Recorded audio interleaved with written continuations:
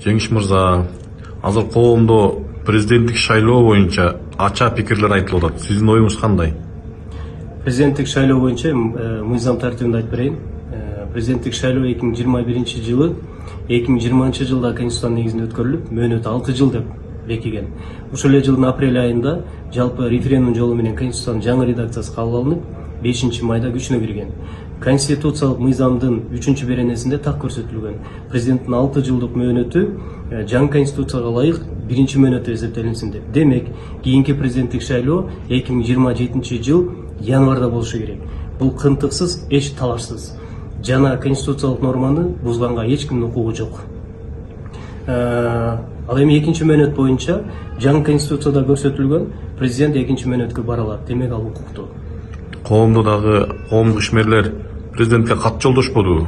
Ал боюнча оюңуз кандай? Мен өзүм бир кызыктары болуп, ушу тизмедеги айрым адамдар менен жолугуп сүйлөшүп көрдүм да. Анын ичинде Кыргыз эл баатыры Металлик Мамытович бар. Ал киши айтат, мен президенттик шайлоодон кийин өз колум менен президентке тебе кийгизгем, мен ал кишини колдойм дейт. Жана мага келгенде жакшы ниеттер, жакшы сөздөр айтылган дейт. Мен ошон үчүн мен албетте колдоп берем деп кол коюп бергем дейт. Ошол эле таризде Асанов Курсан Сатарович да айтат, жакшы сөздөр айтылган, жакшы ниеттер билинген, ошон үчүн мен колдоп бергем дейт.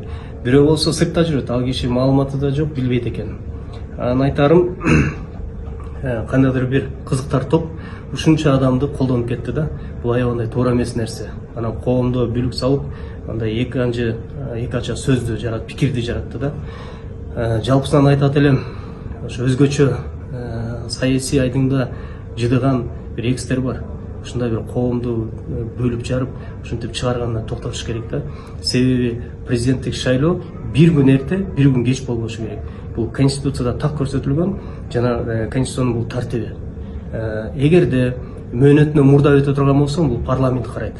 Мына конституциялык сот деген бар, ал чечим кабыл алат. Болбосо жалпы элдин атынан өзгөчө экстерин чыгып сүйлөшүү бул өтө туура эмес.